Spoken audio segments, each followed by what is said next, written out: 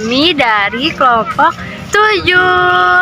Di sini kami akan menjelaskan tentang manajemen pengelolaan kelas.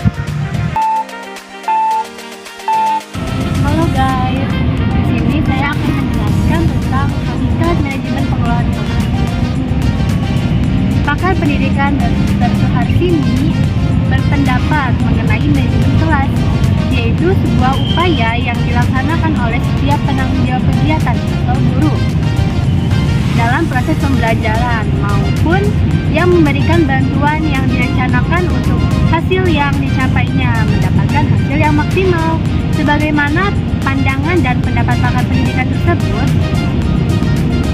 dengan demikian dapat diambil kesimpulan mengenai manajemen kelas bahwasanya usaha peraturan pendidikan di ruang lingkup kelas yang diterapkan guna menciptakan serta mempertahankan suasana kelas yang mendukung program pembelajaran dengan cara mengupayakan suasana yang menyenangkan dan mempertahankan kegiatan peserta didik untuk mengikuti secara aktif serta berperan serta dalam pendidikan. Selanjutnya yaitu tujuan manajemen pengelolaan kelas. Nah, manajemen pengelolaan kelas ini memiliki 3 kategori tujuan. Yang pertama yaitu kategori yang secara umum, yang kedua bagi pendidik, dan yang ketiga bagi peserta didik. Nah, tujuan pertama yaitu secara umum. Yang pertama yaitu demi terciptanya pembelajaran yang dilaksanakan secara optimal, sehingga tujuan tersebut dapat tercapai dengan efisien dan efektif. Yang kedua yaitu agar memudahkan dalam pengupayaan pemantauan perkembangan peserta didik dalam proses pembelajaran. Dan yang ketiga yaitu agar memudahkan dalam memberikan permasalahan yang urgen, sangat penting untuk didiskusikan. Nah, yang selanjutnya yaitu tujuan bagi peserta didik, yaitu yang pertama memberikan dukungan kepada peserta didik untuk melatih sikap tanggung jawab. Yang kedua menanamkan rasa maupun sikap tanggung jawab guna berkontribusi dalam penugasan ataupun aktivitas yang dadakan. Dan yang ketiga yaitu memotivasi peserta didik tentang pemahaman bahwa peringatan dari pendidik merupakan teguran dan bukan kemarahan. Nah, yang terakhir yaitu tujuan bagi pendidik, yaitu 1. Agar meningkatkan pengetahuan pendidik dalam memberikan mata pelajaran dengan metode yang baik dan benar. Yang kedua, agar pendidik dapat mengetahui kebutuhan peserta didik dan mempunyai kapabilitas dalam memberikan pembelajaran secara jelas kepada peserta didik. Dan yang terakhir yaitu agar memiliki perencanaan remedial secara menyeluruh yang dapat diperdayakan dalam interaksinya. Terima kasih. Oke, teman-teman, selanjutnya itu ada prinsip-prinsip dalam pengelolaan kelas. Nah, yang pertama yaitu ada hangat dan antusias. Nah, hangat dan antusias ini diperlukan dalam proses belajar mengajar karena guru yang hangat dan akrab kepada anak didiknya selalu menunjukkan antusiasnya pada tugasnya atau pada aktivitasnya akan berhasil dalam mengimplementasikan pengelolaan kelas. Lalu yang kedua itu ada tantangan. Nah, penggunaan kata-kata, tindakan, cara kerja atau bahan-bahan yang menantang akan meningkatkan gairah anak didik untuk belajar sehingga mengurangi kemungkinan munculnya tingkah laku yang menyimpang. Lalu yang ketiga ada variasi.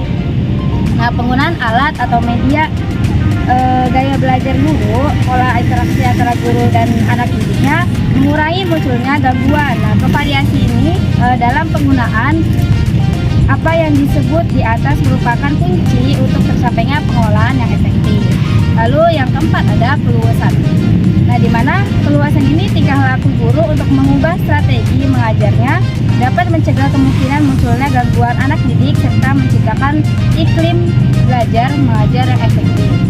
Lalu yang kelima ada penekanan pada hal-hal yang positif. Nah, pada dasarnya dalam mengajar dan mendidik, guru harus menekankan pada hal-hal yang positif dan menghindari pemusatan perhatian anak didik ke hal-hal yang negatif.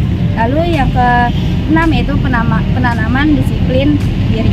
Nah, tujuan akhir dari pengelolaan kelas adalah anak didik dapat mengembangkan disiplin dirinya sendiri. Karena itu, guru sebaiknya selalu mendorong anak didiknya untuk melaksanakan disiplin diri sendiri, dan guru sendiri hendaknya menjadi teladan mengenai pengendalian diri dan pelaksanaan tanggung jawab. Oke, selanjutnya adalah tata letak tempat duduk bagi peserta didik. Nah, di sini ada 3 formasi tempat duduk. Yang pertama ada formasi tradisional. Nah, di mana formasi tradisional merupakan formasi yang pada umumnya digunakan hampir setiap sekolah. Nah, pada formasi tradisional ini para peserta didik duduk berpasang-pasangan dalam satu meja dengan satu kursi panjang atau 2 kursi tempat duduk pada formasi ini berderet memanjang ke belakang. Lalu yang kedua adalah formasi kelas bentuk letter U.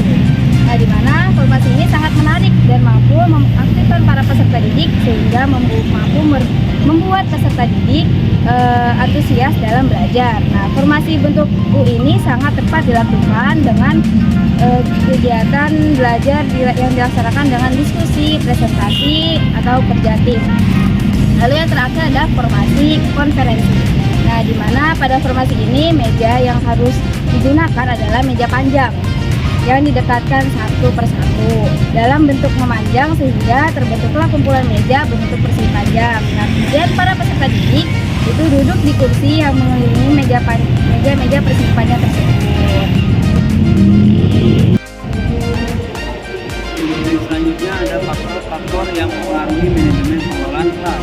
Secara umum, faktor yang mempengaruhi pengelolaan kelas dibagi menjadi 2 golongan, yaitu faktor internal dan juga faktor eksternal. Faktor internal siswa berhubungan dengan masalah emosi, pikiran, dan perilaku. Kemudian kepribadian siswa dengan ciri-ciri khasnya masing-masing menyebabkan siswa berbeda dari siswa lainnya secara individual. Perbedaan secara individual ini dilihat dari segi aspek yaitu perbedaan biologis, intelektual, dan psikologis. Sedangkan faktor eksternal siswa terkait dengan masalah suasana lingkungan belajar, penempatan siswa, pengelompokan siswa, jumlah siswa, dan sebagainya. Kemudian selanjutnya ada pembahasan. Berdasarkan hasil wawancara yang telah dilakukan, dapat dilihat bahwa manajemen pengelolaan kelas di MI-ALU memiliki karakteristik dan tantangan yang beragam. MI-ALU dalam memanajemenkan pengelolaan kelas sudah cukup bagus sesuai dengan prinsip-prinsip yang telah dikemukakan oleh para ahli. Manajemen pengelolaan kelas itu sangat penting dalam proses pembelajaran untuk membuat kelas yang kondusif dan nyaman bagi peserta didik.